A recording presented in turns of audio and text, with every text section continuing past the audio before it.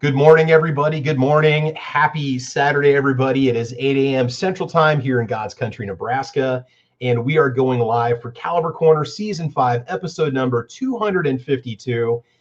It's going to get expensive today. I apologize. Last week we were looking at gun auctions and picking up firearms and, going to those kinds of estate sales. And today we are going to look at the most expensive firearms ever sold at auction. We're also going to talk about collectible firearms, antique firearms. What is the definition of an antique firearm? And where does one begin if you even want to start collecting these firearms? Like, where do you start? So I've got some interesting information for you that I'm going to share.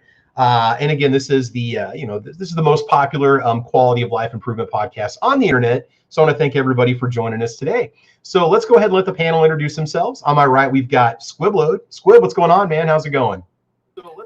Good morning. I'm all over the place here. I got a bunch of tabs open. All right, man. What are you looking at? You doing some shopping or what?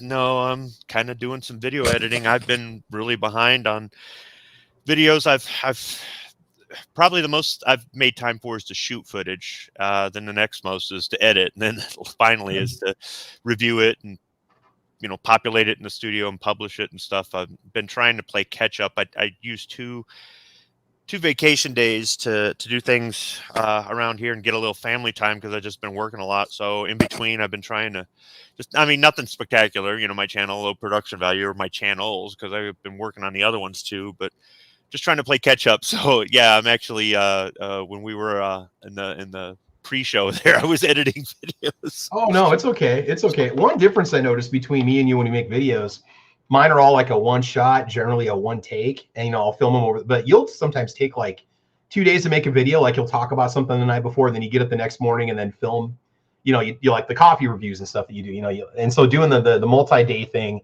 that definitely has to take you a lot more time. I tend to do like a 6-hour block when I'll make a video from going to the range and coming home and editing and uploading and stuff. So you've been putting some really cool videos out there. I've been watching your basic food reviews, which are kind of interesting. Some of the stuff that you test, and just because I'm like, oh, I wonder what that stuff tastes like, So I let you do the hard work for us. You're the taste tester on the of content creators. So yeah. Well, Pew Pew Park takes one for the team a lot more than I do. So if you want to see unusual foods, go over to his channel. But yeah, well, for example, I've been wanting to do one about the clamps that I use to hang my targets at the range. I've been wanting to do that for years, right?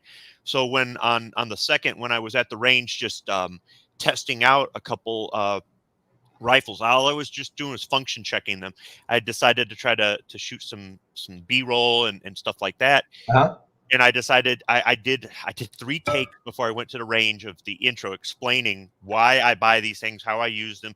Yeah. It was way too long, the explanation. I know people are like, oh, those videos are too long. Well, then don't watch. All right. Get to the point. It's like, fast forward. Do you not know how to click ahead? I'm trying to explain how I ended up settling on this as my solution and how you can get it if you want it. And if it doesn't work for you, fine, don't watch the video or don't care or whatever. But if you're having similar issues, this is an option, right? So then I'm at the range and I've got the camera, and there's always a glare there at the range, so I can't see the screen. I hit the wrong button, and when I went back and played the footage, it's all in fast forward, and I can't slow it down. There's no audio, and it's all in fast forward. And I'm going, so I've got to go back and reshoot the range part of the video where I actually show what the target clamps look like. So in that sense, yeah, I have to film on one day and then film on another, and I haven't had time to go back to the range, so that one was ruined. And I mean, I've sat on that that project idea for like 3 years, so.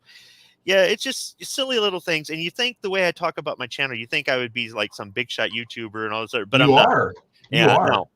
Oh, you're just a bottom feeder YouTuber like me too, and all of us, huh? Yeah, but I do have fun with it, whether somebody likes the videos or not, or it doesn't matter, but I do have fun with it. So yeah, I probably make it more work than necessary. My director does help me though sometimes, when I'm kind of struggling with this or that, and I'll run a few things past her and she'll say that one sounds the best, or I think she loves to torment me because she'll be like, do it again, I didn't like that, do it again. So, I'm so glad I don't have a producer, because I would just be like, oh man. That was one thing my ex-wife stayed away from, was my YouTube channel, in terms of like how I did the videos and stuff. And she had helped a couple times, but generally she's just like, go do your thing, Yeah, well, I wanted to involve her. I wanted to involve her in it because There was one time she had made a comment about something, and I said, I think I could use the input. Now, sometimes I might be saying I'm regretting it a little bit, but other times not so much. So somebody's got a comment out there real quick. X Adam 1 is saying, would you put the panels names up on the screen so we can see who's yapping? I don't even know how to do that. Is that possible? You have to take down that banner, and then the names will pop up. When you have the banner like that, it takes away the names. What you could do if you want to have Welcome to Caliber Corner, redo it, but have it where if you want to have the Welcome to Caliber Corner thing across the bottom of the screen, you can actually make that as a crawler where it scrolls across the screen in the same place where you made that one. There's an option where you click it and it'll make it where it'll go across the bottom of the screen. Give me that choice to do it. Okay. Yeah. Okay. Yeah, I'll probably. Yeah, there's an edit mode and stuff. I'll mess around with it later. You guys, and you can add your channel email in there because I got that where when I do my show. You guys have a lot of cool information going across the screen the whole time. So yeah. Gotcha. So Squib, anyway, you're a hardworking man, dude. We appreciate the content you put out there. You guys check out the Squiblo channel. And he's keeping us highly caffeinated, or at least himself. So there we go. Oh, yeah. I got some of that whiskey morning coffee right now. I'm drinking the Crack Shot coffee. Oh, I figured you'd probably do the Common Joe. So, yeah. Good stuff. All right. So let's go ahead and move on to Rich. Rich White is with us. Rich, what do you know, man? What's new in your world, brother? How you doing? Not too much. And don't feel bad. You're not the only one that does single take. If you look at all my recorded videos, those are all single take. Yeah, unless I screw up in the first 30 seconds, I usually just go with it, and then sometimes I'll just cut out a part. If I yap about something that's not necessary, I go delete it. But I'm the same way. If it's like the first minute, 30 seconds in, and I'm like, crap, I might say no word other than crap. Enough of this. Enough of this. Oops. Yeah. Stop. Delete that one and start all over again. Absolutely, man. So you got a couple shows that you do. What are your podcasts all about? What do you got going on? Let's see. Saturday nights didn't do one. No, wait, today is Saturday, isn't it? Yeah, my week's all screwed up. So, yeah, tonight on Wrestling Unloaded channel, because we split that off onto its own channel now. We will have the wrestling show. That'll be at 8:05 p.m. Eastern, still keeping with the old TBS time. And anybody absolutely, man. Got that Atlanta delay going on there, that Ted Turner edge. Yep, that 5-minute delay. Well, it buys you time to go get your snacks and go to the bathroom. I think every show should have a 5-minute delay, or at least like a 5-minute, countdown before the show starts. Yeah, and I think Ted Turner was onto something, right? Look at it this way: everybody, you put on a show you normally watch. After 5 minutes, if it's no good, you're trying to find something else. You flip channels, you swip over to Turner. It's starting right after that 5-minute window where you decide you don't want to watch something. So, perfect delay. Absolutely, this guy knew what he was doing. So. Yeah. All right, man. Cool. So you're staying busy. I'm glad to have you back on the show. I think it's going to be a good chat. And like I said, it could be an expensive one if we persuade somebody using the try by mind tricks to get you to go buy an antique firearm. So there you go. Yeah. All right. So real quick, not to cut you off, Rich, we do have a super chat. Raw Feeding 101 says, shout out to Squib for the last 2 days of entertainment. I've watched, no exaggeration, 60 to 70 plus Squib videos in the last 48 hours. Also, dang you, Squib, I'm starting to like Milsurp, another high dollar interest. Squib, I told you your content would have an impact on your viewers, but you didn't believe me. And Raw Feeding 101 is out there, and man, he's just, yeah. I get a lot of people that tell me they'll go back and watch like season 1 of Caliber Corner just to kind of see what life was like, 5 years ago and how things have changed. So, all right, Raw Feeding 101, thanks, man. We do appreciate that. Don't forget, there is an episode of Caliber Corner that's not on this channel. You have to go to my channel to find it. So if you type in This Week Unloaded, or is it Unloaded Media, Caliber Corner, it's going to pop up. Yeah, or I think it's called the Lost Caliber Corner episode. Yeah, it was the one we were talking about. Was it 350 Legend? Yeah, because I think the first half of my show went on, and then my stream got shut down, or something happened to it, and then you took over. You stepped up and said, we can do this. And it was like, you guys did that episode. For some reason, you couldn't connect to your YouTube channel that morning. Oh, it was like, no, it wouldn't. No, I think I thought my internet went down or something. Or I can't remember what happened. Yeah. It was something weird that happened. It was like, we can do this over on my channel. Nice. Very cool. Yeah. All right. And last, but certainly not least, the one that's keeping us all fed by keeping food on the shelves. We've got Single Shot with us. Single Shot, what's going on? You doing okay, man? How you doing? Oh, we're doing all right. I had a heck of a week there, week 4 last year. Gee, Christmas, criminy. Staying too busy, huh? Well, we'll put it this way: technical difficulties. Oh, extreme. So but I'm back on now. I got everything squared away. I am on this dedicated run now, so I'm only getting maybe a day and a half at home.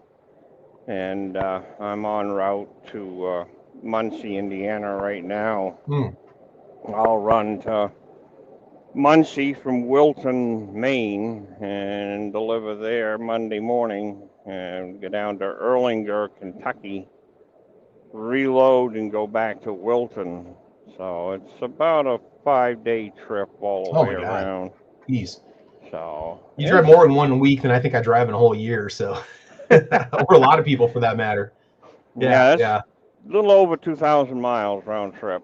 So yeah. It's a good run. It's a good run. So very I am semi-retired. Maybe I can even get to the point of being fully retired and actually be able to do something with the videos. Because I got a lot of them I want to shoot, but I just haven't had the time here lately to get it done. Now winter's coming, and I've got to make one more trip around the yard there with a mower, and then I take that thing downstairs and pull the deck off of it, put the snow blower on it. Get ready for the next season, summer to winter up there in Maine. You know, that's your transition. So you get like a couple weeks of, I think it's going to get cold, and then winter comes in. So bang, the winter leaves are changing really nice up here now. Real nice. Oh yeah. So it's pretty crazy, man. Just got a pretty good stretch of rain there last 2 to 3 days. All that wind and rain that was coming up through. So I got a good amount of water in my pond out back of the house there. Good grief, that thing was about 4.5 feet low. So we needed it for sure. Fill them ponds and stuff up to make it through the winter. But we're in somebody else's truck right now because mine is broke down. And the problem that everybody's having, can't access parts, can't get parts to do repairs with. Yeah, and then the older your truck or any vehicle is, the harder it is. I mean, for some cars, the harder it is to get parts because they're just not in production anymore, or you got to send something off to get it rebuilt, or you have to pay a premium because there's only so many people offering that part anymore, Right. Yep. I know I was at the car dealer, I got an oil change done, and they had used a slightly different weight than what they normally do, just a 5W20 instead of a 10. I said, you guys are putting 10 in instead of 5, or 5 instead of 10. I said, well, we're actually having trouble getting oil. I'm like, what? Freaking car dealership, they do oil changes all day. Like, he goes, we can't always get the quantities of the exact weights that we need. So he goes, we went from a 10 to a 5 on your car. He goes, it's going to be fine. It gets the same W20 weight on the end. And so I was like, man, that is just nuts. So yes, it is. Yeah. Yes, it is. All right. So let's go and give a shout out here on the YouTube side and see who's out there. We got Squiblift out there. We got Tactical Fun in the house, Raw Feeding 101, Tony York, Ozzy Orrs Born, Chris Winzet's out there, TJ Persickity's out there. Let's see, what was it? Tommy Gunn said he got his first coyote, used the Remington 700 VTR 223. Very nice, very nice. Tony York is out there, Gunmetal Guy USA. Again, Raw Feeding 101, thank you so much for the super chat. Bjorn's out there watching too, Adam1. It's been good getting some comments from Bjorn on my videos. It's neat chatting with people that watch this show and then watch my videos and give me some feedback on it. Rich White is out there. Yoder, Texas is joining in. We got Zinger in the house. Let's see, anybody I'm missing out there? Mountain View's watching today too. Kingpin's out there also. And I think maybe M. Gabriel might have made a comment on the posting earlier for the video. I did do a spelling change on the title for today's Caliber Corner. I wasn't thinking about it. I'm not an English teacher, so my apologies for saying collectible instead of collectible. So we went ahead and made that change, but it's all done. So we're going to get right into it. We're talking about the world of antique and collectible firearms. Now, any gun can be considered collectible, but when we're talking antique firearms, and not everything we're going to look at today that's going to be on auction coming up here is going to be considered antique, but what is the ATF definition of an antique firearm? So I looked it up, and I said, for the purposes of the National Firearms Act, the term antique firearms means any firearm not intended or redesigned for using rimfire or conventional centerfire ignition with fixed ammunition and manufactured in or before 1898. So going off of that definition, you can purchase your antique firearms. I believe, and you guys can fact check me on this, I believe you can do this without a 4473 when you buy antique firearms. Guns manufactured before a certain date, I believe you can buy them regardless. And I know black powders Most states is not considered a firearm. That's correct. That is correct. Otherwise, you can go but you can go ahead. Go ahead. There are certain states where you still have to fill out 4473. Ohio is one of them. Jason Stewart found that out one night on my show when he was we were talking about him. He's like looking into price some of his stuff, and they wouldn't ship to Ohio, and he was wondering why. So he looked into it over the course of that week, and he came to find out that in Ohio, any type of firearm has to be done through a 4473. Okay. Even black powder? Man. Do they consider black powder a firearm? It's something weird. Yeah, it's something weird about, that. I mean, Rich is right. There are some places where it's going to be different, but that's a state thing, not a federal thing. You're talking about the federal definition. So here's the thing: before you go buy $1 million set of flintlock pistols, you want to make sure that you can get them. If you think you're going to have them delivered to your door, or you can just go pick them up. You want to make sure that you don't have to make some arrangements for delivery to an FFL. And granted, if you can afford a lot of these antique firearms, A, you can probably afford the buyer's fee, and B, you can probably afford the transfer fee if that's going to be necessary. When you see the prices of some of these antique firearms, but there's some really cool auctions coming up here pretty soon that I think are going to be kind of neat to follow and watch. I know G-Webs does some of the pot of gold auctions that he shows off, and Rock Island Auctions has a premier auction coming up. And man, they've got some amazing firearms, from a bunch of them from the Wanamaker gun collection, which I thought was kind of interesting. If you guys know about the Wanamaker gun show, the founding families, it's going to be from their collection, if I'm not mistaken. So anyway, what's going on here? What are we saying? So I've got a weird hypothesis about what brings the value of these guns, the value that they have. As gun buyers, there are certain guns I think that a certain percentage of the gun buying population gravitates towards because of some sort of historical significance, or because of a person that owned that type or that specific firearm, or because the guns were in movies, or okay, obviously they could just be a fan of the brand. But when you think about historically significant firearms, I really think that has the impact on the price, because when you're talking about some of these guns we're going to look at, we're talking guns that are pushing $2 million. And the other thing too is, if you can't have that gun, well, then you want maybe a replica of it, because this in this Western movie, Josie Wales carried this particular revolver or whatnot. So there's movies that you watch, and it makes you want those guns. And I think that also drives up the price of guns that are similar to the ones that sell at auction, but may not be those exact guns owned by that particular person. So why do some of these guns go for this price? Why does this series of gun go for this particular price? And I really think it's because of that significance. So we look at how many of us buy replica, black powder revolvers, or those of us that go buy a gun. I mean, I bought a Daniel Defense M4A1 because I wanted to make one look exactly like the gun that Josh Brolin carried in Sicario 1 and 2. I just thought it was a wicked looking AR. I wanted a really nice AR, so I decided to just spend the money and make it, exactly like the gun in the movie, with the same flashlight, the same optic, the same vertical foregrip. And I spent a lot of money on it. That fueled my purchase. So now when you start talking about guns that are owned by historically significant people, or guns that were at certain places at certain times, the prices just go nuts.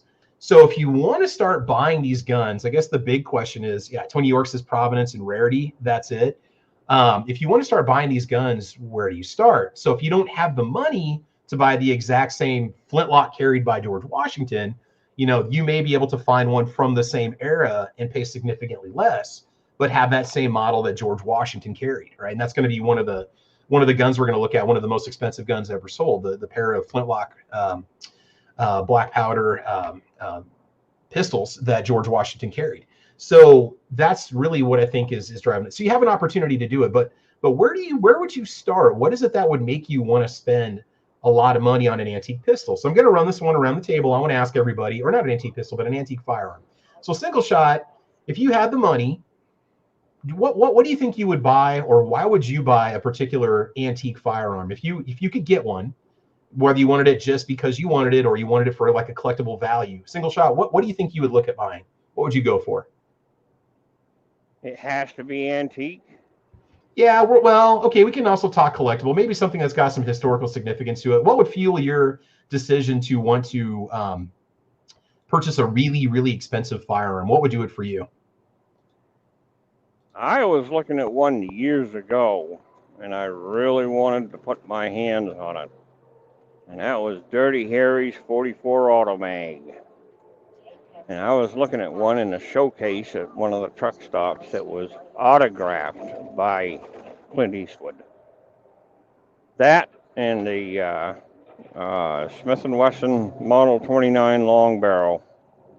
It's another one of his firearms. See, like I said, movies. Or what did Charles Bronson carry in Death Wish? What was the 44? That was no, that was a Wildie 475. Okay. Oh, okay. 475 Wildie. And yeah. Another one, as far as the antiques go, I'd like to have that Kentucky long rifle like Daniel Boone carried. See, there, you like the one that he carried. So, you know, that, I mean, that's the thing that fuels the prices. Like, you might say, well, man, that gun's not owned by that person. Why is that rifle so expensive? Well, because it was of that provenance. It was of that vintage or of that era. So you're going to get that experience of owning it and maybe using it if you decide you want to fire it, you know, to see what it was like to have that gun that was fired 100 years ago or 200 years ago. So that's something you need to understand as you go into these antiques. You might say, oh, that's nuts. Why would anybody ever pay that kind of money? And then also when you talk auctions, you know, you're also talking bidding, which is going to drive up the value. And then as somebody sits on a gun, if somebody else wants it, well, I'm going to sell it to you, but you're going to pay a premium for it. So then, boom, the price goes up. Because some of these guns we're going to look at, like the top 10 most expensive guns ever sold, so many of these were sold 15, 20 years ago. So I can't even imagine what the value would be now, you know, for somebody who's holding on to it. And it's also interesting how some of these guns made it into the hands that they did. So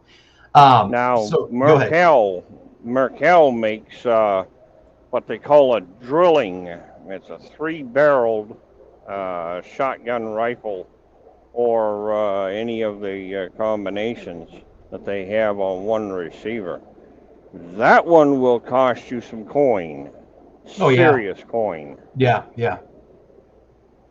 Oh yeah, it's crazy, man, what you can spend on these things. And even, I think maybe next week we're going to talk about Hollywood guns, like the guns that made Hollywood guns famous, like movie guns and stuff like that. We've never had a discussion on that, which could be kind of fun. Just real quick here, Raw Feeding 101. He says, Squib, give Pepper some belly rubs and a treat from Raw Feeding 101. Bonus points if it's raw deer heart. Sorry for the Squib talk, Travis. Raw Feeding, that's okay. I don't mind. I'll just go ahead and forward this money over to Squib. We'll just do a non-PayPal, non-Venmo. I'll just mail him the cash. So I'll buy Squib a bag of coffee to make up for it. So Pepper doesn't like belly rubs as much as she likes getting her butt patted. We call it kitty butt. We do, because what we'll do is we got a reclining sofa and we'll have our feet up, and she'll come by and she'll run her back underneath our feet as they're just sticking out over the edge, and then hunch up her butt and just back and forth and back and forth. So it'd be like, you know, if you say kitty butt, she'll come over and just, So that's our cute little thing with Pepper. Yeah, my dog goes nuts over the belly rubs, man. You ought to see him when he gets outside. He rolls around the grass for like 3 minutes straight. So, and he knows he's going to get a treat when he gets back too. So he automatically he doesn't care. He doesn't snow. He doesn't grass. He doesn't really do it in rain so much, but yeah. I hadn't really seen a dog do that where they wanted their butt rubbed or fitted, like, you know, right.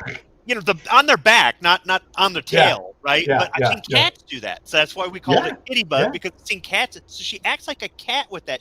She'll circle around, or she'll go back and forth like a cat. So, Kingpin. I have two pit bulls that act like cats. Nice. Look at that. So, Kingpin, do they like the kitty butt too? Exactly. Hey, real quick to answer X Adam 1's question, how old does a firearm have to be in order to be a collectible gun? Dude, anything could be a collectible. It could be a limited run model. It's what you make of it. It could be called a collectible from the manufacturer. You could say it's a collectible because they're rare. So I just gave the definition of what was an antique, which I believe is on or before 1898. So that's essentially what it is. Real quick about the Travi mind tricks. What was it? Bjorn says, your mind trick is good. You got my girlfriend wanting a Colt Trooper Mark III. She can't own firearms in her country. She watched my video of me shooting it, and I also did a range test on a shorter barrel version of the Colt Trooper Mark III. And I'm telling you, man, they are. If that's the one revolver I could own, that's just an awesome gun. It's so much fun to shoot. Yeah. The farce is strong with you. The farce, yeah, pretty much. X Adam 1 also says the guy from Booligan Shooting Sports owns a pistol that was owned by Darth Vader himself. He made a video about it. I'm sure he paid a premium for it. Yeah, we had mentioned earlier that Han Solo's blaster from Star Wars sold for $1 million at an auction. And again, these are based on real firearms. I mean, I'm assuming they're non-firing models because they've been heavily modified for movies. But Tony York out there says the Automag is on my bucket list.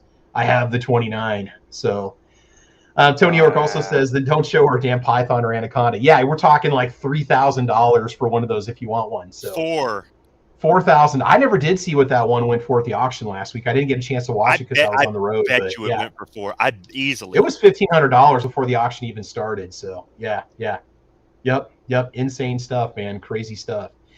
All right, so let's go ahead and just get into it. So like what's coming up? Let's just show off. Okay, so you want to find a place to go to follow Antique Firearms. Maybe you're just curious about investing in one. Maybe you just, what do these things run? What do they cost? So I'm gonna share a screen with you. I'll go ahead and post this link over on the YouTube side here in a little bit. Let me get this going for you. So Rock Island Auctions is one of the premier places that offers antique firearms. Okay. And so what they have is a catalog that came out. This was a mailer, apparently. I'm not on their mailing list, but this is a digital catalog, so you can click on the pages to go through it. And what's on the cover, but an auction coming up December 9th and 10th and 11th where you can buy, now I don't know if this is necessarily considered antique because of the age, but you can get Teddy Roosevelt's factory engraved Rough Rider Smith & Wesson new model number 3. Ooh, so that would be an antique. Yes. Is that the age of it? Would be 1898 or before? I guess I should know the years of these things because he was doing a Rough Rider thing in South America or whatnot. Rough Riders were during the Spanish-American War, which would have been right around that time period. So that more than likely that one would qualify as an antique. So what I'll do real quick here is I'm just going to give you guys the link over on the YouTube side so you can follow it because it's kind of hard to zoom in because it doesn't let me I can zoom in, but it won't let me grab and drag and move around. So let me just give you guys a link at home. You guys can check this out if you want to and see what's going on. But again, I'm not responsible for any purchases that you may make as a result of anything we show you on the show. So as we click through it, so this is coming up, and I don't know what the regulations are to register for this. You may have to have a preset. I mean, you might have to be pre-approved to have the credit to make a purchase on the website. You may have to have a credit card on file with them. There may be buyer fees. I'd imagine there's going to be buyer fees. So this kind of thing is where if you're looking at it, we're talking about some high dollar stuff. So we turn the page and then we get into the Colts. And what do we have up here let me see if I can zoom in on the top corner here. And there we go. In the top left corner, we have a pre-Civil War Army contract Colt model 1851 Navy. Again, engraved models are on here. I mean, you've got everything that you want. So if you guys check this out at home, you can see what's going on. These are all considered scarce. Their condition, some of these are considered, mint or near mint. Highly desirable documented black powder Colt Frontier six-shooter sheriff's model, single action revolver with a factory letter. I mean, some of these, and a lot of these have some sort of historical significance. They were presented to somebody or given to somebody, or they were taken from somebody's firearms collection. So there is, I mean, that's another thing too, is when you go through a company like Rock Island Auctions, you're going to be getting something real. Not that you couldn't on Gunbroker, but on Gunbroker, it's like, oh, it's a Mosin sniper. It's authentic. How is that validated? This company actually goes through and does the research to ensure that you're getting what you're paying for. And I would hope so because a lot of these guns are going to bring a pretty penny. So as we click through it a little bit, we've got your Winchesters. And one of the older Winchesters they have, this is a little hard for me to see up here. Let's see, outstanding volcanic repeating arms company lever action Navy pistol in the top left corner. That'll go for a pretty rare New Haven Arms Company Winchester volcanic lever action carbine with scarce 21-inch barrel. I mean, it's exceptionally fine documented ATF exempted Winchester model 1892 lever action saddle ring trapper's carbine. I mean, this is just with a 14-inch barrel and a factory lever. So yeah, I mean, it's you start to see these and you're thinking, okay, this could be bad. Now remember, if you can't afford these exact guns that are at the auction, but you want the experience, there's a lot of reproductions out there that you can get that are good and some that are bad, but there are some possibilities, and some of these are still in production today. You're maybe not going to get necessarily the engraving that you see, but you can get the model, which is really cool. So with the reproductions, there's a couple things. One is it's going to be able to handle a modern smokeless load, where some of these cannot handle that, even though you can some of them you can kind of step down a smokeless load to match it, but you need to know what you're doing in order to do that. I don't recommend it, but I know people do that. Another thing is some of the reproductions actually cost as much as the originals. I know that sounds stupid, but I've gone to I've gone to a gun show where I've seen trapdoors and rolling blocks for the same price as reproduction that are solely trapdoors and rolling. And I go, well, why wouldn't I buy an original? Or there was a dueling pistol, or not a dueling pistol. It looks like a dueling pistol, but it's not. It's Harper's Ferry single shot flintlock pistol. It was like a U.S. Army pistol from the early 19th century. I was considering getting one for the wife, but it's probably just too big for her because she wants something small like that. I need to get her some little muff gun or something like that. But anyhow, I was looking at it at a reproduction, and then I just for S&Gs, let me just go see what these things are going for, because you can buy them online without even going to an auction house. There are some sites that do have these things, right? Mm-hmm. And the originals, functional, maybe they're missing a little piece, or they obviously have some wear and tear on them, but you could load them up and shoot them.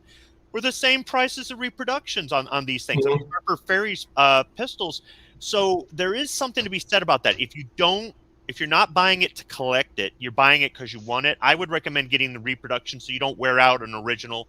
But the original is going to go up in value more than the reproduction. But the reproductions do go up as well, especially if they stop making them. Mm-hmm. Yeah, that's just the thing too. It's even like the clones, essentially, it doesn't matter what it is. It's or for example, if you get a reproduction Henry rifle, this is the 1860 rifle, not some of the later ones that are called an improved Henry or something like that. If you get a modern day reproduction, it's going to shoot a 44-40. An original shoots a 44 Henry, which is a rimfire cartridge that you can't buy anymore. I've never seen them, unless you find something I've comparable, or you have one custom, have rounds custom made for you. But that's even possible. Yeah. In between, they actually took some of the original 1860s and rechambered them for 44-40 back in the late 19th century. But that's a black powder 44-40. A modern Henry that costs like $4,000 that is chambered in that is set for smokeless powder. So, or you could get it in 45 Colt, which is a lot more common and a little bit more affordable than 44-40, a modern 44-40 cartridge.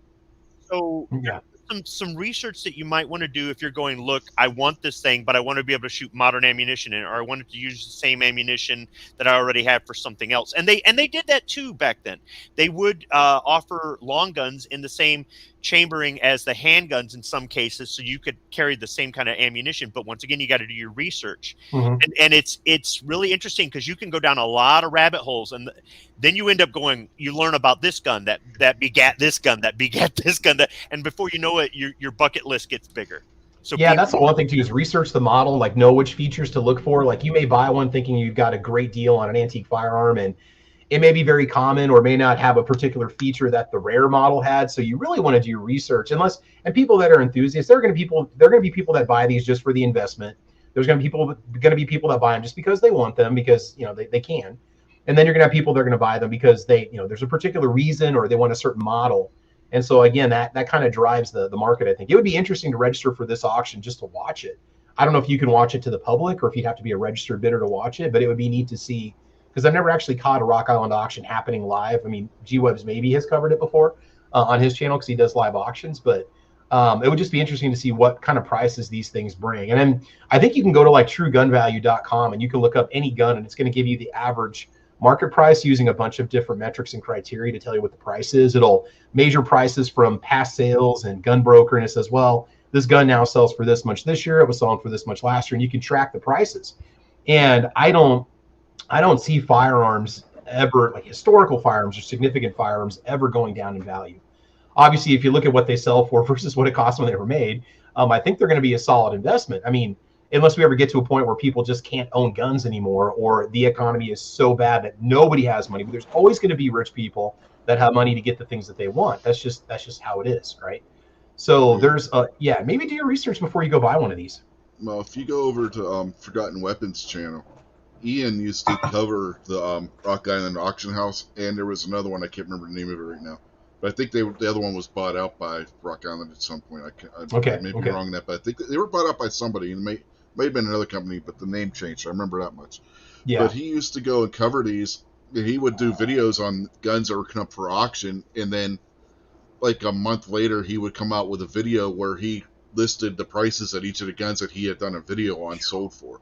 Okay, so Forgotten Weapons has that kind of information if somebody's kind of curious. Yeah, they use. He hasn't done it. I don't think he's done it since the whole COVID thing happened. A couple of years. Yeah, but he used to do it regularly on his channel, and he would get a lot of cool guns on there just from being at the auction house, letting him come in and video, and then he would say what the gun sold for. They got advertising, and he got channel content.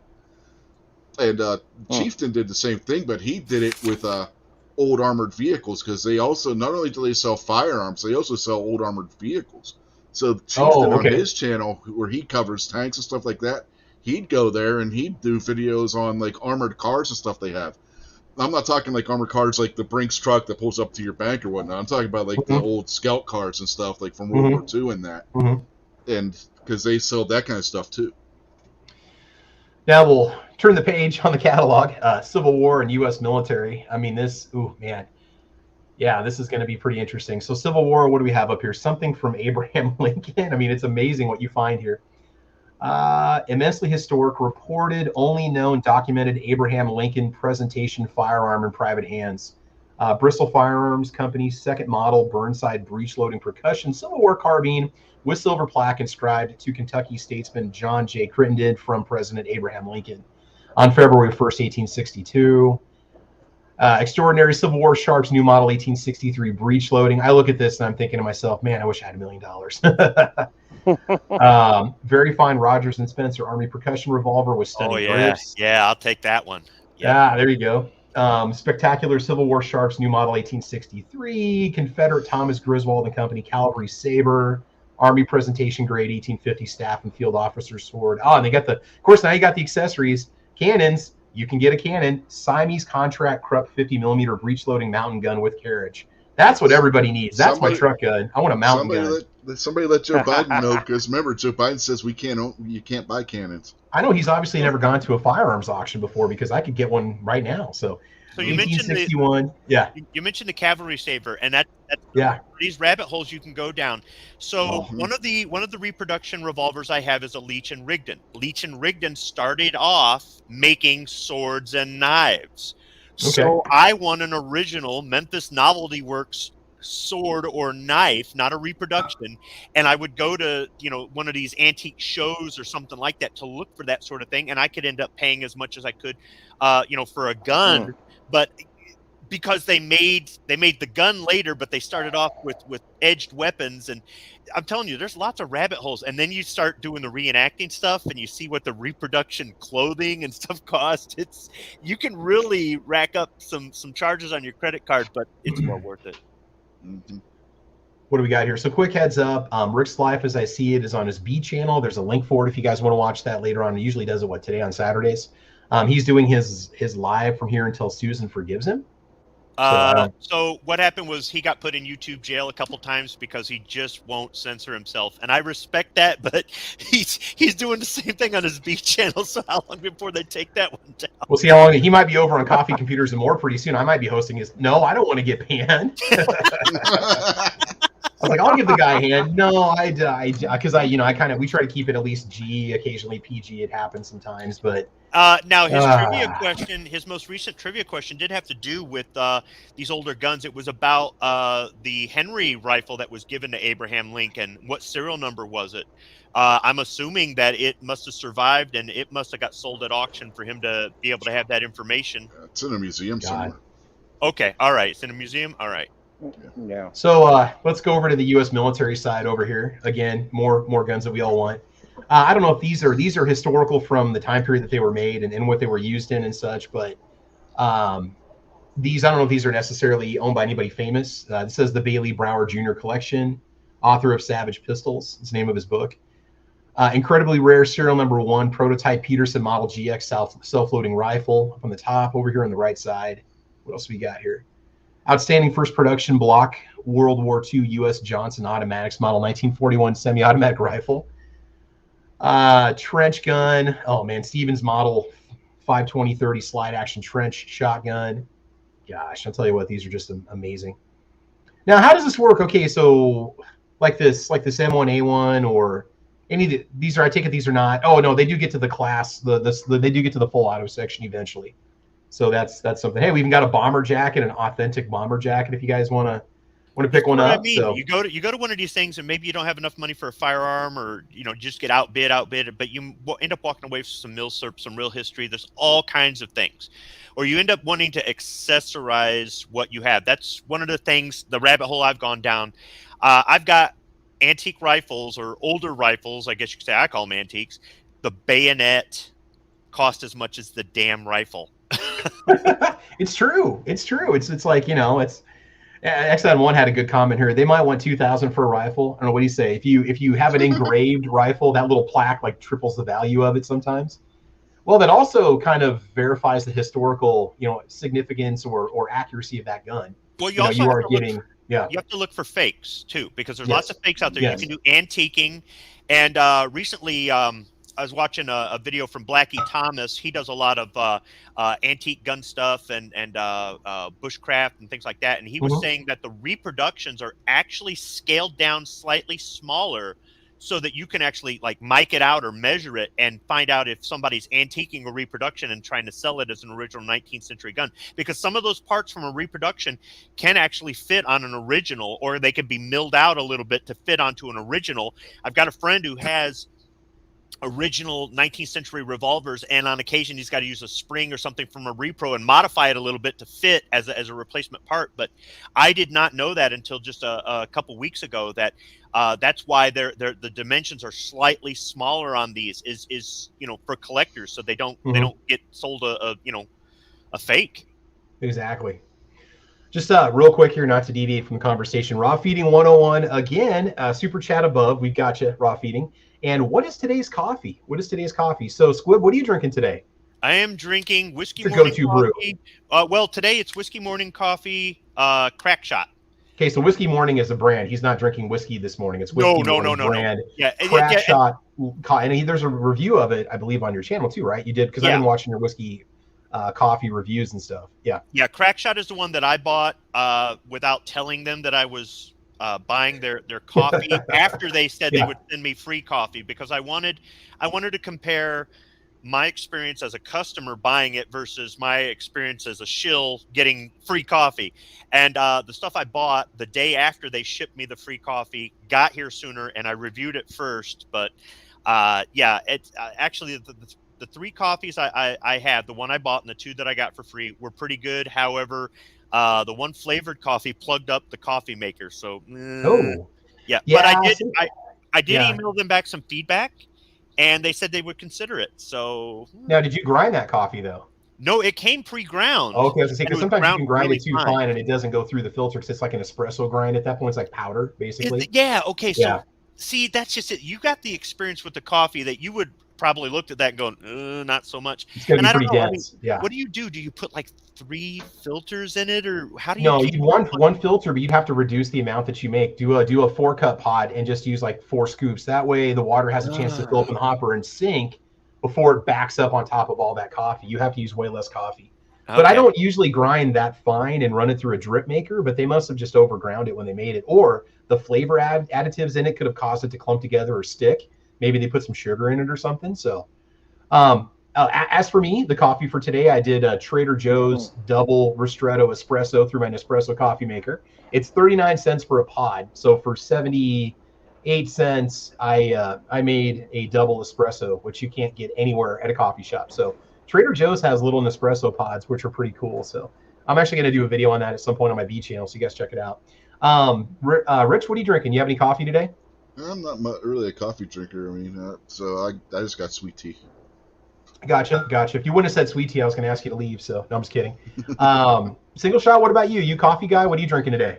Oh yeah, Black Rifle, the pumpkin spice. Well, there you go. That's good. I still see you as a pumpkin spice kind of guy. When I think pumpkin spice, I think of a nice sweater and some skinny jeans sitting in a Starbucks somewhere and a man bun, But hey, if you like the clovey ginger hardiness of pumpkin spice, you go right ahead. I get that. Nope. I get that. It's kind of funny. My buddy was talking to his wife. She's like, "Yeah, we need to go pick up some PSL." He's like, "Yeah, I'm in such a PSL mood." I'm like, "PSL, isn't that like a rifle?" And of course, they would think that for me. And he's like, "No, man, pumpkin spice latte." I'm like, "Just let me out of this car right now. Let me out of this car." It's like PSL. Don't call coffee. No, All right, cool. PSL, they got a Romanian sniper rifle variant of the AK. I was like, isn't that? I go, you guys are gonna go buy a sniper rifle? They're gun people. They're like, what? I said it's a Romanian sniper rifle. Man, it's like, no. So anyway, yeah. All right, so hopefully Outcast out there says he's drinking Arbuckles. What Arbuckles Mexicali? I think that's another good coffee. So yeah, give me a few weeks though when the eggnog really starts hitting the shelves. Right now you can go out there and you can find the higher end eggnogs, but wait, when they start getting the one in the plastic jug on the store shelves, you got to do a review of gourmet, what you consider a premium eggnog. I've got, because to me the cheaper the better. I don't care if it's great value or if it's any of the local. I'm sure you guys probably Kroger. You guys have some high end eggnog, right? No, there is some higher end eggnogs. I mean, if you tried the Southern Comfort branded eggnog, that stuff is good. But no, but I will now. Yeah. Oh yeah, it doesn't have the whiskey in it. You got to add the whiskey yourself. But their vanilla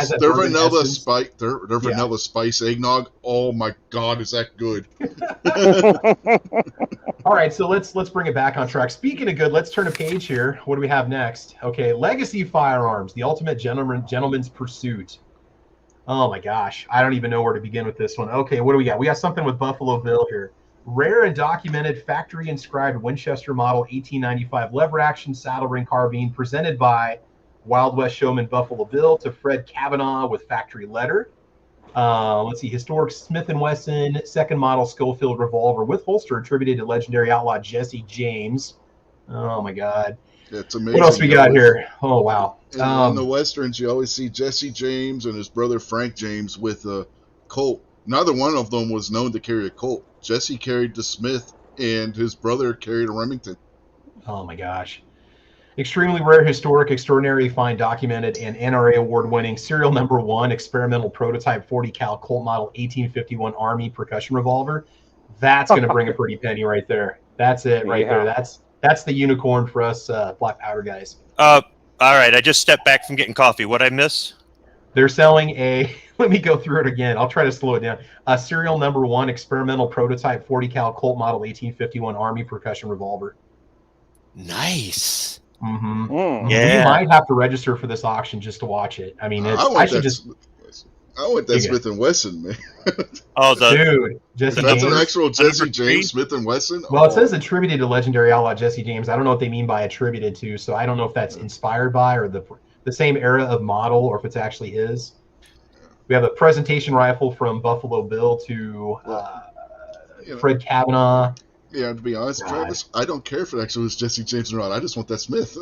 So here you go. The reproductions on those, Rich, have been in and out of stock, and they're pretty pricey. Oh yeah. You're almost better off buying the original than the reproduction because they're out of stock.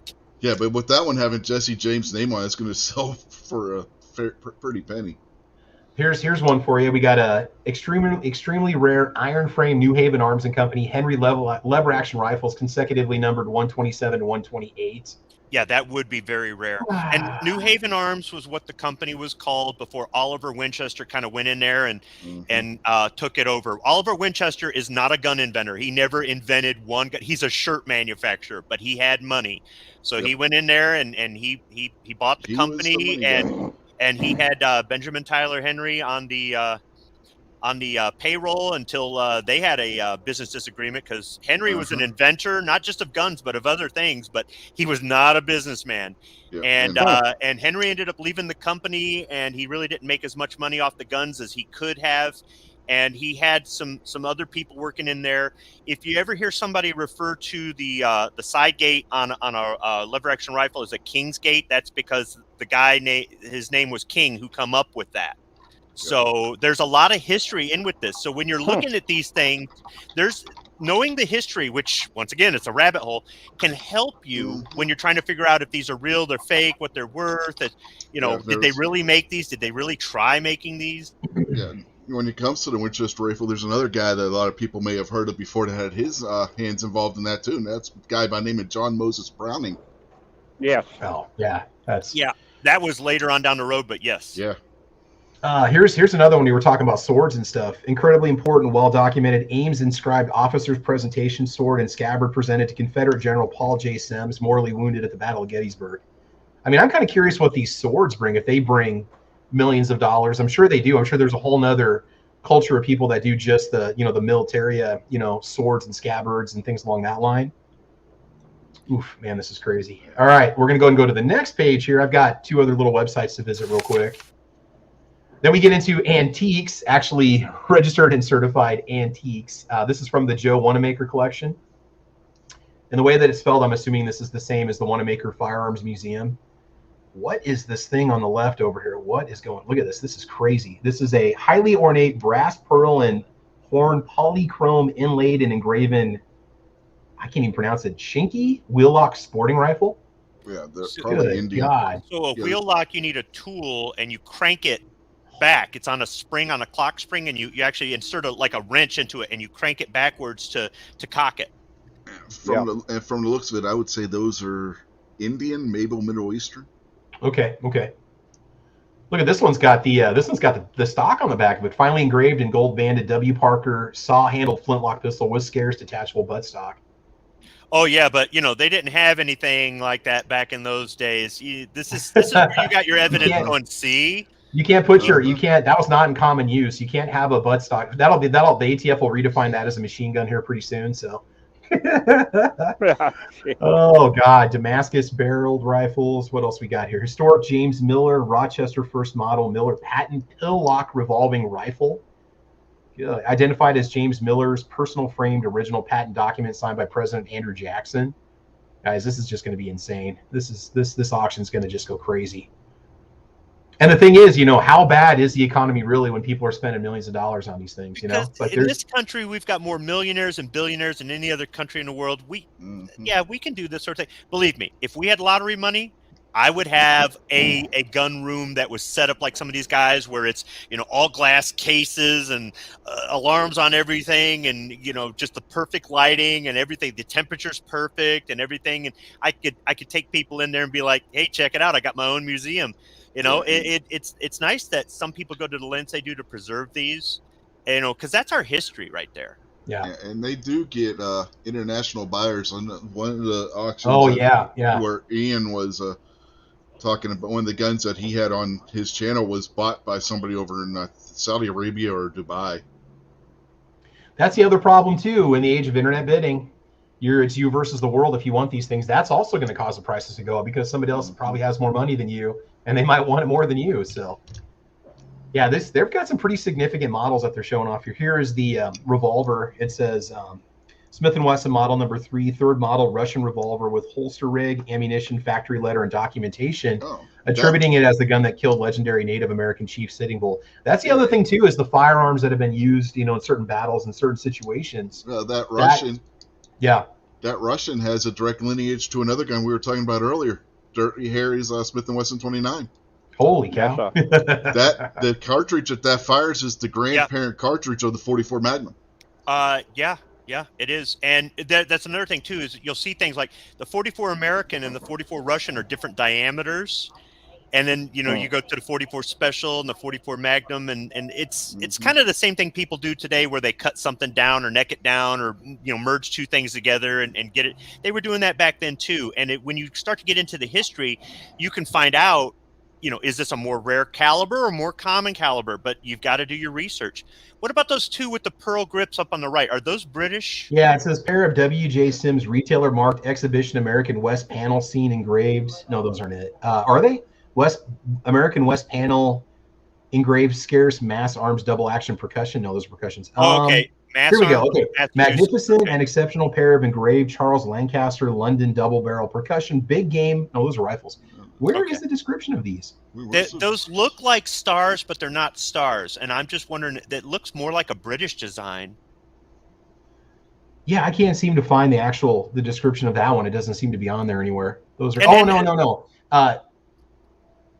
Yeah, no, okay. So would those be it says double action percussion Navy model revolvers? Okay, Oh, yeah, they are those look percussion. like, Oh, yeah. Yeah. They look like double actions. I kept thinking, I was looking at the ones on the left. Okay, no, yeah, those are American West panel scene engraved mass arms double action percussion Navy model revolvers. Yeah. So mass arms would probably mean Massachusetts arms. So they look like Star revolvers, but there's some British models from around the same era that are double action that look. I can't remember if they're Tranters or what, but that's another thing too. Is there's a lot of American guns, but we still weren't the big industrial powerhouse we were until the 1940s. So there's foreign guns out there too, and some of these things are considered more finely made than American guns. So you got to understand your foreign guns too. Yeah, and going back to those two pistols, those are probably one of the first double action revolver. Oh, I didn't think of that. Yeah, I didn't realize. Yeah, you guys said double action. I wasn't paying attention on that. That may be true, man. That may have. That's another reason why I could break the bank too. So, all right, let's head over to foreign military. Lots of different Lugers showing up here. Some of these are going to be Nazi bringbacks. They got a Borchardt in there. The Borchardt on the middle left. Right here. The middle 1893 Borchardt semi-automatic pistol accessories. Yeah. That thing looks pretty crazy, man. That's the big Jake gun, isn't it? No, or was that Borchardt? Was that wasn't there a Borchardt in something other in Thunderball, that Clint Eastwood movie? In the beginning, when he's in the preacher outfit and the bounty hunters chasing him. I'm trying to remember which one it was that. Lightfoot and Thunderball or something. I thought the bounty hunter that was chasing him or something was had a Borchardt. I'm trying to remember. I'm trying to remember those. That was the one that Robert Mitchum's kid had in Big Jake. That he handed it to John Wayne, and John Wayne starts fighting and loses, and he gets a runaway with it, and everybody's running, ducking for cover. So semi-automatic handguns predate the 20th century, people. Yeah. And another one with the stock up here.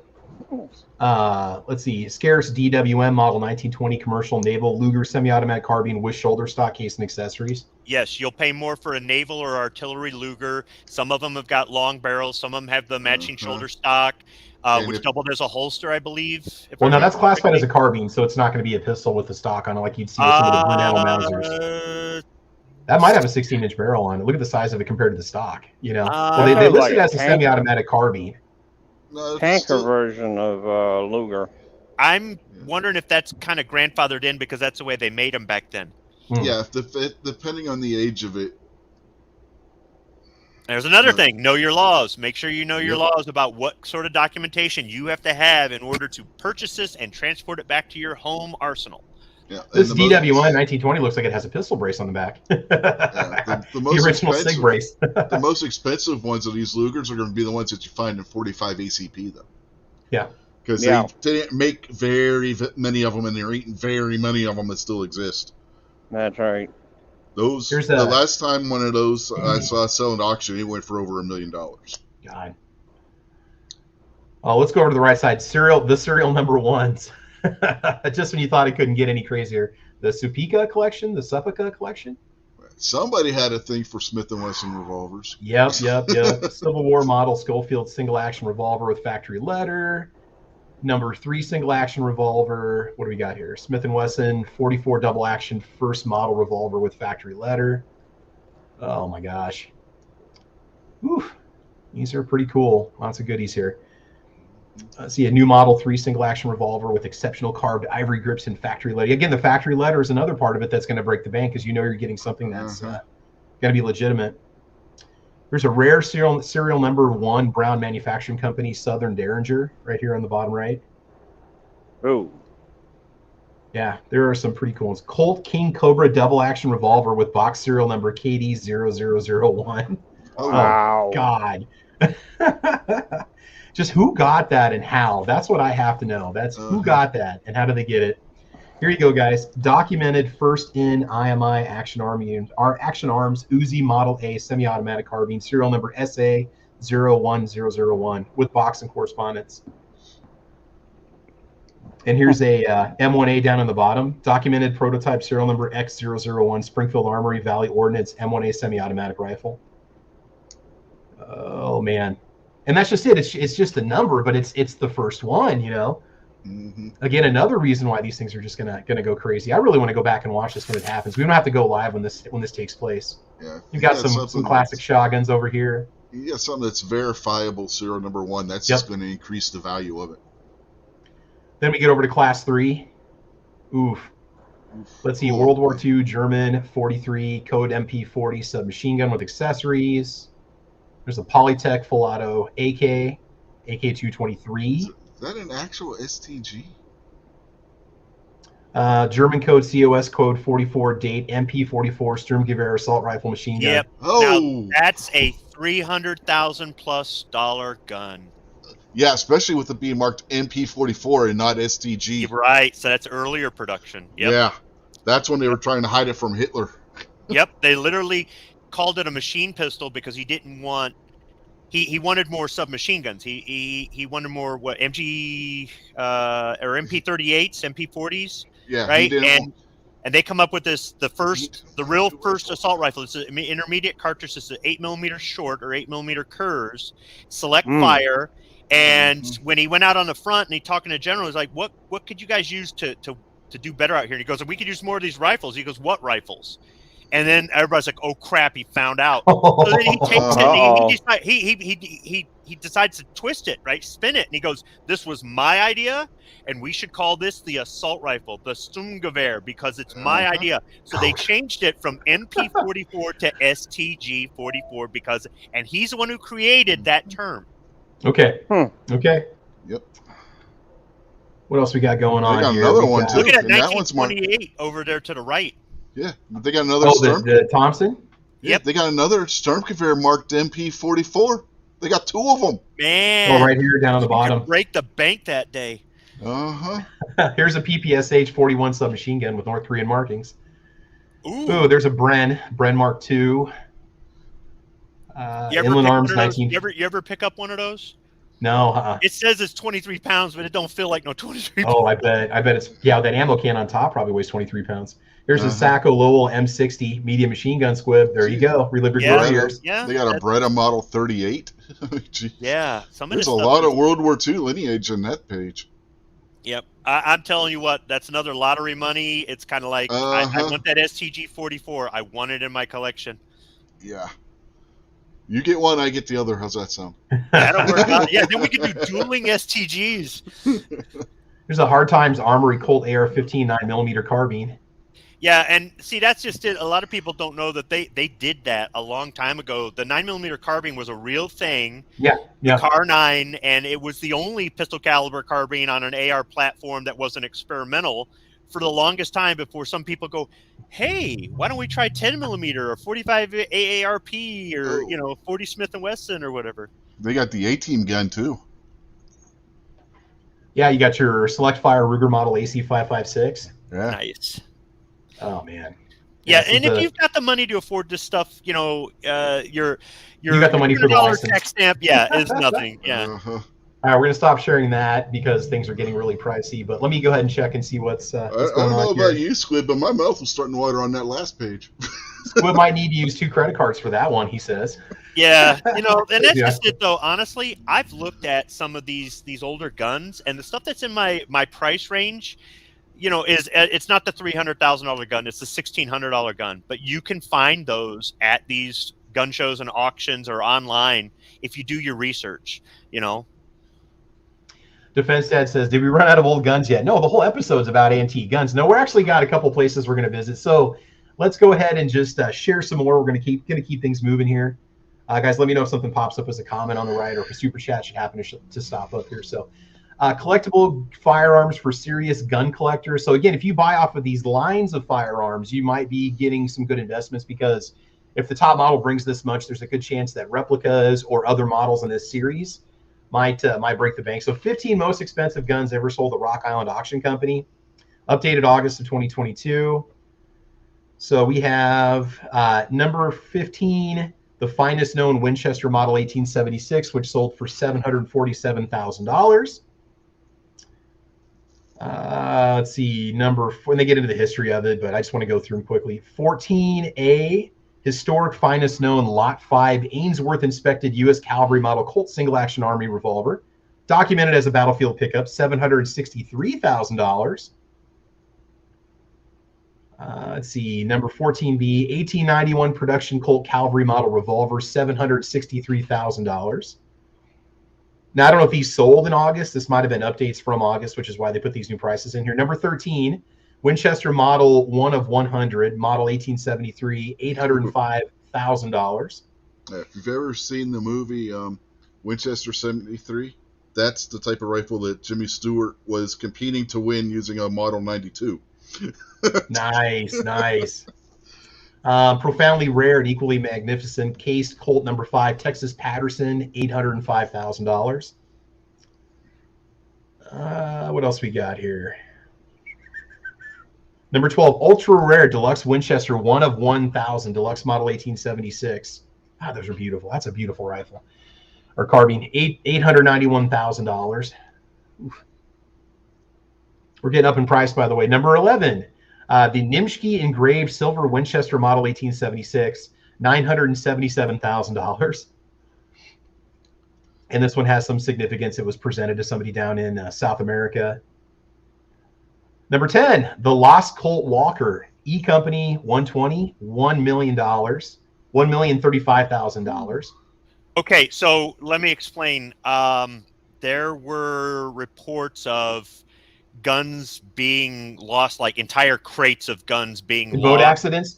Yeah, kind of, yeah. And there were also situations where they're supposed to turn in their guns when they're done with their duty, and they're like, I don't know, it's crazy, whatever, and then they took them home. So this is probably something with regard to that. There are stories of crates of guns being hidden in caves. Nobody could find the caves, being lost, sunk or in transit or whatever, or the Indians getting a hold of them and arming themselves with them and stuff. So you got to do your research and figure out what's what. But they only made 1,100 walkers. Now, I did find out this year that Mexico made reproduction walkers back in the 19th century. So if there's an older walker out there, it could be a fake. I mean, repo. It's a repo at the same time. So, because I found a walker in a glass case in Deadwood, South Dakota this year, and I sent a picture to my friend who knows he's better than me, and he goes, "Dude, that's real." And I go, "There's no way." And I'm thinking it's one of the Mexican clones. So this is more where you need to know what you're looking at before you just go ahead and fork over $500,000 or whatever, or $1 million. I was reading that as Travis was scrolling down. That's not a lost one. That is the last one made. That is documented as being the last one made by Colt. Okay. And there's another thing too, is if you don't know, what to look for, some of the leftover Walker parts, the surplus Walker parts, were actually used to make the original Dragoons before those started getting. They have what they call the Whitneyville Dragoon, or the early ones, and then they had the first, second, and third model. And that's another thing too, is our reproductions today have more modern names for. Like the 1858 Remington wasn't called an 1858 Remington. It wasn't even released in 1858, but that's what we call it today. Is really the New Model Army or New Model Navy. So you have to know your terminology from the past and the present to be able to go, hey, this is the original version of my repro gun. And it's like, no, actually it isn't. So if it looks cobbled together from surplus parts, that could be historically accurate. Mm-hmm. Real quick from Raw Feeding 101, I finally bought my first shotgun, a cheap ATI Nomad 12 gauge. Only been at use for 3 years, and my gun cabinet's almost full. So to fix that, you got to go buy another gun cabinet. Raw Feeding, just to let you know. So Crazy Mo says, I bought a plasma rifle in a 40-watt range. There you go. Speaking of, movie guns, we'll go down to collectible firearms, because the next one is the Han Solo Blast Tech DL44 heavy blaster from Star Wars. That's sold for $1 million. That's what we were talking about before the show started. Yeah. Sold for $1 million in August of 2022. Yeah. That one's definitely faster than Greedo. That's all I got to say. So, oh man. And that's another one. I think we'll have a discussion on, the guns that made Hollywood, like some of the guns that were used, as props and what they were made from and so on, just to see, because, when I was a kid, like I'd look at them and kind of recognize them. But before I was really into firearms, a lot of these, I didn't realize that they were, what they were actually made from. Was it made from a Luger, or was it made from a Tommy gun, or was it made from, something else? So that's pretty cool, man. You think when Harrison Ford was holding that gun when they were making the movie, he thought, one day this thing's going to sell for $1 million? No, not at all. He probably didn't even, well, yeah, I don't know about him and firearms, but here we go. Alexander Hamilton's flintlock holster pistols and epaulettes, $1.1 million. Okay, so we're getting up the price point here if you're into that. Okay, what else we got here? The finest known Winchester model, 1886, $1.1 million, sold in September of 2018. It is pretty. Oh man, that engraving is amazing on that. Every square inch of that thing's got some engraving on it somewhere. That was all done by hand. Wow. Yeah, the wood stocks alone are just very cool. Winchester model 1886, serial number 1, with ties to Apache leader Geronimo, $1.2 million. May of 2016. Again, that model 1, man, that serial number 1 is such a big bringer of the price point. The Kuno Helfrecht engraved silver-plated Colt single-action armory revolver offered for U.S. President Theodore Roosevelt, $1.4 million.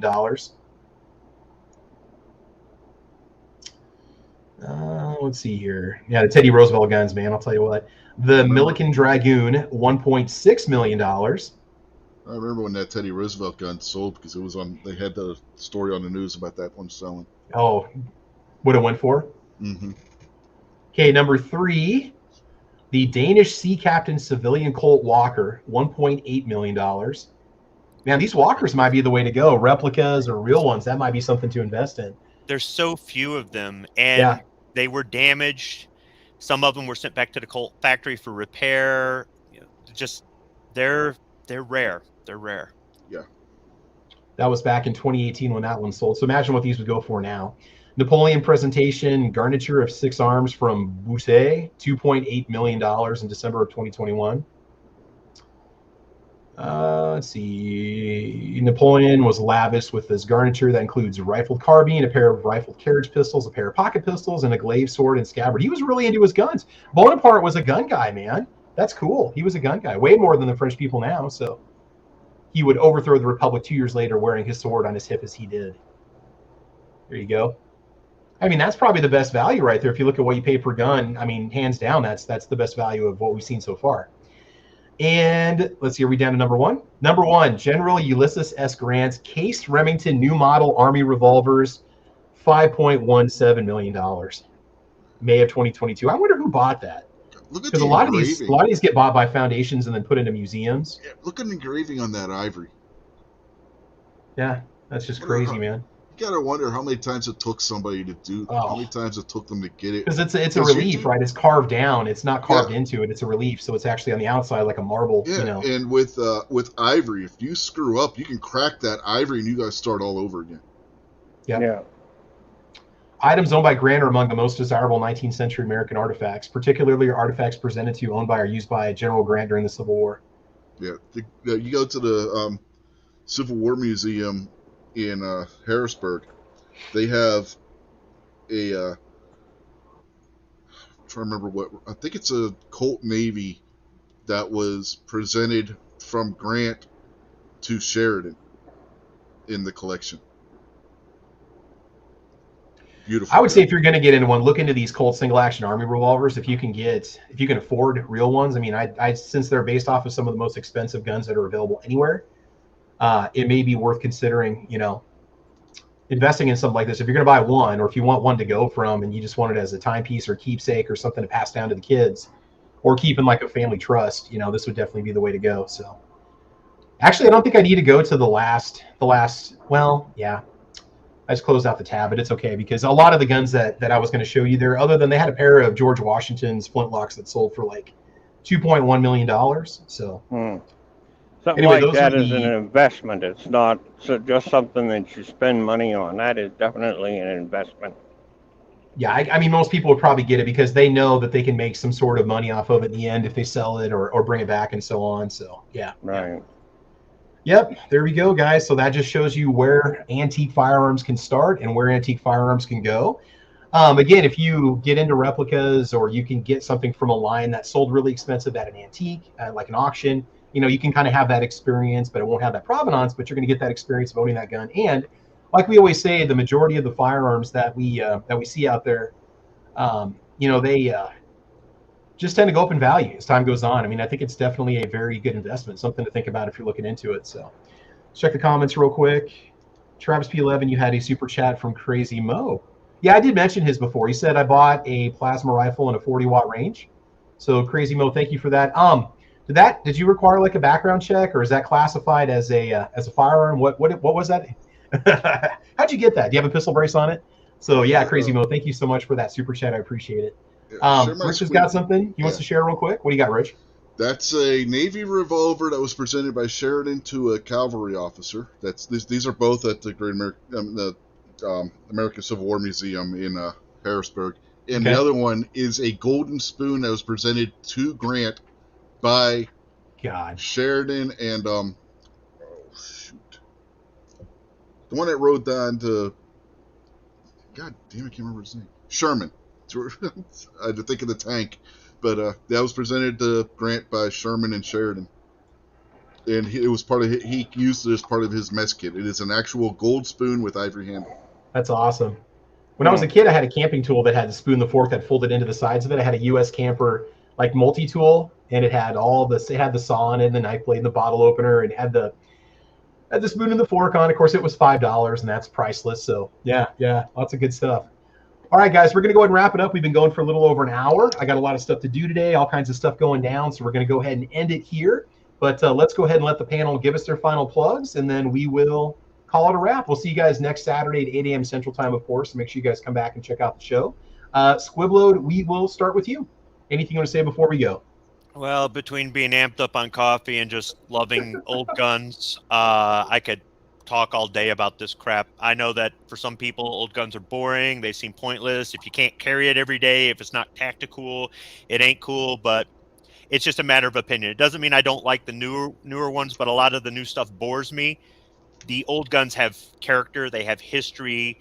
There's just something about it. It's not for everybody, and obviously the collecting isn't necessarily in somebody's wheelhouse because of the cost or just having a fight with somebody at an auction over getting something or hunting it down. But it's something I enjoy doing. The milsurps that are out there, even some of the more common ones, still have some history, some characters. There's a way for you to do some of this and still make it fit into your budget. So if it's something you're interested in, there's lots of good information out there. There is lots of bad information out there too. For example, there's information on Colt revolvers by some guy who I can't remember his name, but he authored some sort of like the book on Colt revolvers. Come to find out, it was all fake or something. So there's been people that have been trying to spend time trying to rectify that, even though it's been out for decades. So there's a lot of bad information out there. Or just some of the YouTube channels too. They'll repeat something they heard instead of researching it. I've even gotten some things wrong. Yeah, I get fact checked once in a while on my channel. But I'll say something, call apart the wrong thing, or refer to something the wrong way, and it happens, But still, when you go publish a book or you go do a presentation somewhere, you got to be spot on. You got to know your facts. So there's lots of resources out there if you're interested in learning about this stuff, or if you end up inheriting something, or you buy something for a good deal, or what you think is a good deal, and then you research it and find out you bought a lemon or whatever, or it's not collectible, or but still there are ways for you to get into it without spending $300,000 or $1 million. I mean, you could seriously spend under $1,000 and get your first antique. For example, I've got a 19th century British lever action single shot rifle that my wife bought me for my birthday. And at the time, they had just imported a batch of these they found a bunch of these underneath a palace floor in India, and they had imported them into the country. And it was a $500 rifle, and they had them on sale for $350. So she says, "Happy birthday!" And it's my oldest. It's my oldest gun, and it's been just kind of interesting having a piece of history that old, and it's functional too. So there are ways. Every now and then, something will be found, or you'll come across something at an estate sale or auction or something like that. So just don't be afraid to dip your toe in the water. But if it's not for you, I get it. It's not for you. Hey, another one to think about. My Mosin is approaching 100 years old. I think it's a 1924, 1925. My Mosin Nagant. Yeah. And I still shoot it. I probably shouldn't, but I do. It runs like a champ, man. I still clean it. I still, huh? Yeah. Well, I was going to Go ahead, Rich. Yeah, we're just gonna both start at the same time at this point. I was gonna say those guns back then, they were made to be shot. Yeah. That's... And if you look at the anniversaries of conflicts, okay, back in the 1950s and 60s, a lot of these reproduction Civil War firearms were coming into play because of the 100th anniversary of the Civil War coming up. All right, when we hit the 100th anniversary of World War II, your World War II battle rifle could be worth a lot more money. So now's the time to buy, people. You know, to get that Mauser. Get that Mauser. Yeah, exactly. Doesn't matter if it's a sport or not. It's still going to go up in value, as we've been seeing. So. I'm telling you. No, go look. I won't pay for it. But somebody will. There's a sucker born every minute, baby. That's right. Real quick, Bjorn says, I have an antique sword made in the 1600s. Very cool, man. Very cool. And again, those were probably not made for decoration either. So Outcast says, one chip challenge tonight on G23 show should be a good time for spectators. So if you want to watch people burning up, and then we got another super chat from Raw Feeding 101. Swib knows you can start with $15 mowing stocks. LOL. Yeah, but going back to that 1600 sword, depending on the type of sword, it very well could be a decorative sword. They'd had swords back then, especially because that was like the Renaissance period and everything. Gifts and stuff like that. You know? Yeah, that would just be made to be worn around town and stuff like that. Not really. Yeah. No, he says it's Japanese, so yeah, that would be one that was made for combat. Yep. Yep. If it was I'm thinking European. You know, when somebody just says sword, I think European. You know, anybody that's a collector and you say Japanese, they're gonna say katana or one of the other samurai sword. You know, ninja sword. Somebody just says sword, my brain just goes to Europe. Oh, okay. So Raw Feeding corrected himself. He says Mosin stock. So Squib knows you can start with a $15 Mosin stock. LOL. That's what he said. So hey, even the stocks have gone up in price. They're like 4 times more than they were just a couple of years ago. You used to be able to buy Mosin stocks for like $25 on eBay. Now they're going for $100. So it's these are solid investments, people. I'm telling you right now. Yeah. That was a grand stock in that video. But yeah, here's the thing though. If you have an older gun and you want to use it for shooting, you might want to acquire some spare parts for it. And there are people like me who actually collect parts. There are parts I have or ammunition I will never use. It is part of my collection. So you'd be surprised what some of these things will go for because of how rare they are. There are reproductions for some things out there, but not everything. And then sometimes the company that's reproducing it goes out of business or they just stop. Firing pins. Yep. I mean, these things break. You know, I've never had to replace anything on my Mosin before, but parts for those are not cheap. Just like a simple lever or a spring, you could pay, you know, quite a bit of money for it, especially if it's not, and depending on the model, if it's got some special feature. And you know, luckily we have places like New Merch Gun Parts, but they don't have everything all the time, you know, and as time goes on, that stuff's going to decrease even more. Oh yeah, some of these old guns, if you want to replace them part, you better know a good machinist who isn't going to charge you a lot of money to make a new part for you. Mill it out for you. Yeah. All right, Squib, anything else you want to say before we go? No, I'm looking forward to next week's show. Cool. I think that's a great topic, Travis. The guns that made Hollywood. We'll maybe start off with some of the sci-fi guns and then move into the actual guns that were used in famous movies and stuff, and see what people have to say about them and stuff. It should be kind of cool. So maybe see if some of these actually sold at auction, look it up and see what they sold for. Like we said, the blaster, you know, we saw the Star Wars gun and stuff, because you always wonder what happens to a lot of those prop guns when they're done with them. A lot of them go back to the armorers that provide them, obviously. And you can see them, I know, like, I can't remember the name, one of the tactical channels, they've gone to some of the Hollywood gun suppliers and they've shown off the guns in their collection, like the actual rifles used in these movies and stuff. Yeah, you go out to California, a company, I believe it's ISS. Yeah, they supply a lot of. If you want to watch something cool, Sandhills, God, completely drawing a blank here.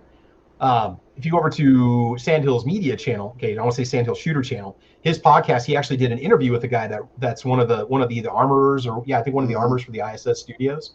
Had a really good chat with him about, you know, what it's like when supplying these firearms and what happens to them when you're done with them and stuff. So, yeah, very cool stuff. All right, Rich, anything you want to say before we go? No, let's see. Just watch the wrestling show tonight if you like professional wrestling. That'll be on Wrestling Unloaded at 8:05 p.m. Eastern. And tomorrow we will have This Week Unloaded on the Unloaded Media channel. That'll be at 8:30 p.m. Eastern. So check both of those out and catch you all later. Sounds good. All right, single shot. Anything you want to say before we go? Not much. I mean, it's been a good show there. You've had a lot of good information, and we hammered it out there. Raised an eyebrow or two for sure. Oh yeah, yeah. The prices on some of them, the $5 million for one or two of them, it's like holy crap. Yeah. Yeah. But no, steady at it. We've got things pretty well straightened out. Hopefully here they're going to get those parts for my truck so I can get back into that. That's that's set up for me. Using somebody else's truck, it sucks. No, it's not the same. Yeah. I don't have my home, kind of in it. But anyway. Moving into Spoke's place for a couple days, man. There's no place like home. There's no place like home. Cool, man. All right, well, guys, make sure you check out Single Shot's channel also. It's Single Shot with the exclamation point, right? Right. Yeah, everybody take care. Have a great rest of your weekend. Prepare for the cold weather coming, and take someone new to the range. Get them interested in it. Absolutely. Take care, everybody. God bless. America moves by truck. There we go. New York Outcast. Show stopping, mic dropping comment of the show. My dream is your reality. So I like that. That needs to be a bumper sticker, man. He's actually responding to me because he's joking out there saying that I have a lazy boy with a toilet built into it, and I said that's your dream, Rob, not mine. My dream is your reality. It does. I still like that though. My dream is your reality. Man, my dream that I'm living in the world you live in. I've actually seen that. It was an antique chair. It was an antique chair. It was kind of velvet top. You flip it up, and there was the chamber pot. Oh man, oof! I'm gonna have to let that one go. No pun intended. That was quite common back in like the Middle Ages and stuff, where you would have that. They would have a chair, and usually they'll be in somebody's bedroom.